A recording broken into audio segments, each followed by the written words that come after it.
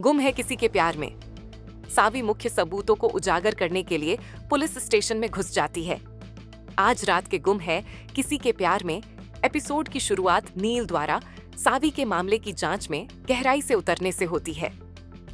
उसे लगता है कि घर से निकलने के 1 महीने बाद ही तेजू की मौत हो गई थी और उसे शक है कि उस दौरान उसकी रजत से मुलाकात हुई होगी। उनके संभावित संबंध के बारे में रहस्य उसे परेशान करता रहता है। तभी जीतू खाने की ट्रे लेकर आता है और लापरवाही से नील के देर रात पुलिस स्टेशन जाने की बात बताता है। चौंक कर नील सवाल करता है कि उसे कैसे पता चला। जीतू मानता है कि उसे चिंता थी और उसने नील के फोन की लोकेशन ट्रैक की। जैसे ही वह लाइट ऑन करता है, जीतू उन जांच फाइलों को देखता है जिनकी नील समीक्षा कर रहा था, खासकर रजत और तेजू से जुड़ी फाइलें, और उसे उसकी गहरी संलिप्तता के बारे में चिढ़ाता है। दूसरी तरफ सावी की आंखों से पट्टी अपहरणकर्ताओं द्वारा हटा दी जाती है। वह तुरंत उनकी पहचान और मकसद जानने की मांग करती है। रिधि को पास में बंधा हुआ देखकर वह उसकी ओर बढ़ने की कोशिश करती है, लेकिन गिरोह का नेता उसे रोक लेता है और उसे बंदूक दिखाकर धमकाता है। खतरे के बावजूद सावी उनसे पूछताछ करती रहती है। गिरोह का मुखिया उसकी जिद का मजाक उड़ाता है और आखिरकार उनकी मांग का खुलासा करता है।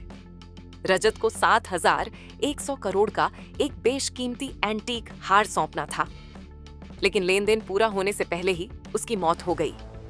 फिर गुंडा अपने एक आदमी को सावी को हार दिखाने का आदेश देता है और उससे कहता है कि अगर वह रिधि को जिंदा चाहती है तो उसे इसे वापस लेना होगा।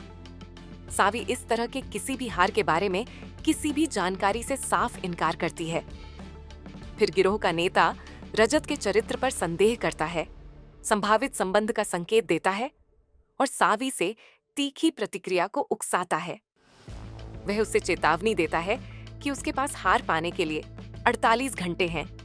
साथ ही एक खौफनाक धमकी देता है कि अगर वह ऐसा करने में विफल रही तो उसे रिधि का बेजान शरीर सौंप दिया जाएगा।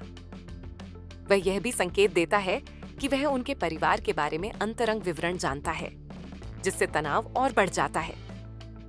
घर पर लीना तब तक खाने से मना कर देती है जब तक नील नहीं खा लेता। जब नील आखिरकार वापस आता है तो परिवार उसे बैठकर खाने के लिए मनाने की कोशिश करता है। हालांकि पहले तो वह अनिच्छुक था, लेकिन जब नंदिनी ने उसे लीना के उपवास की याद दिलाई तो नील मान गया। हालांकि वह आक्रामक तरीके से खाता है, जिससे सभी लोग घबरा जाते हैं। नंदिनी टिप्पणी करती है कि वह एक राक्षस की तरह व्यवहार कर रहा है, जबकि विनोद पहचानता है कि नील अपने गुस्से को बाहर निकालने के लिए भोजन का उपयोग कर रहा है। वह नील को उसकी सीमाओं को लांघने से सावधान करता है। फिर नील चिल्लाता है कि जब तक तेजू को न्याय नहीं मिल जाता वह चैन से नहीं बैठेगा और गुस्से में बाहर निकल जाता है। अपने रास्ते में एक बर्तन तोड़ देता है। लीना की चिंता बढ़ती जा रही है। उसे डर है कि नील अपनी खोज को, अपने जीवन को खत्म करने दे रहा है। इस बीच सवी सड़क किनारे होश में आती है, रिद्धि के खतरे के विचारों से परेशान। वह कीमती हार की तस्वीर देखती है और खुद को खोलने का काम शुरू कर देती है। दूसरी तरफ भाग्यश्री चिंतित हो जाती है क्योंकि रिद्धि पहुंच से बाहर रहती है। तारा अनुमान लगाती है कि सभी के पास जानकारी हो सकती है। भाग्यश्री सावी से संपर्क करती है और रिद्धि के ठिकाने के बारे में पूछती है, यह बताते हुए कि उसका फोन बंद है और वह अभी तक दुबई नहीं पहुंची है। सावी झूठ बोलती है, दावा करती है कि रिद्धि ठीक है और उन्होंने हाल ही में बात की थी। हालांकि जब भाग्यश्री सीधे रिद्धि से बात करने पर जोर देती है तो सावी परेशान हो जाती है। हताश होकर सावी भक्ति को कॉल करती है, जो मांजरेकर के साथ मीटिंग में बीच में है। वह बहाना बनाती है, ये दिखावा करते हुए कि यह उसकी बहन का कॉल है। बाहर सावी मदद के लिए विनती करती है और भक्ति उसका साथ देने के लिए सहमत हो जाती है। उन्हें पता नहीं होता कि मांजरेकर केशव को भक्ति को सावी की मदद करने से रोकने का निर्देश देता है। फिर भी भक्ति सावी को रिकॉर्ड रूम में ले जाने में कामयाब हो जाती है। केशव को जल्द ही भक्ति की अनुपस्थिति का पता चलता है और कमरे में अनधिकृत गतिविधि का पता चलता है। अंदर सावी जल्दी से फाइलों के बीच सुराग खोजने लगती है। इस बात से अनजान कि केशव उसका पीछा कर उसी जगह पर आ गया है। एपिसोड 1 तनावपूर्ण अंत की ओर बढ़ता है।